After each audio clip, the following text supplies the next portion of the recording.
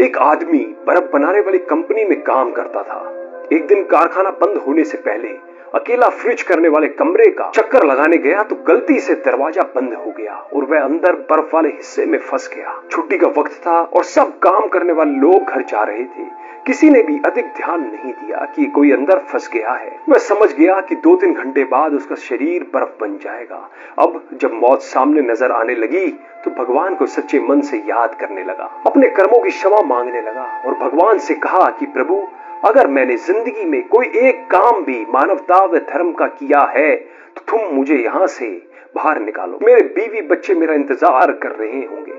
उनका पेट पालने वाला इस दुनिया में सिर्फ और सिर्फ मैं ही हूँ। मैं पूरे जीवन आपके इस उपकार को याद रखूंगा। और इतना कहते कहते उसकी आंखों से आंसू निकलने लगे। 1 घंटा ही गुजरा था कि अचानक फ्रीजर रूम में खटखट की आवाज हुई।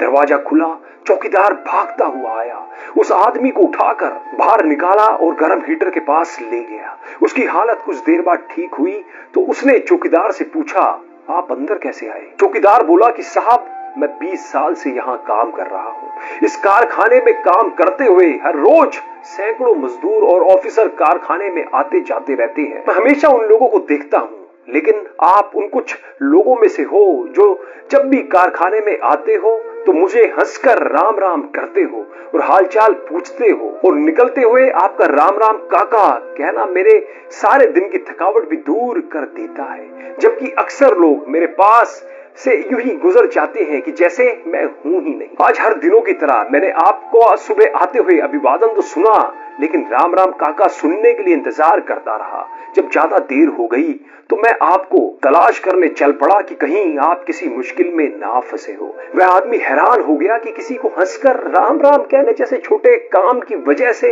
आज उसकी जान बच गई। राम कहने से तर जाओगे, मीठे बोल बोलो संवर जाओगे। सबकी अपनी जिंदगी है, यहाँ कोई किसी का नहीं खाता। जो दोगे औरों को वही वापस लौट कर आता है। दोस्तों, क्या है वाणी? शहद सी हो तो संजीवनी, अन्यथा है चाबुक की मार। शब्द सहारे बोलिए, शब्द के हाथ ना पांव। एक शब्द औषधि करे, एक शब्द करे घाव।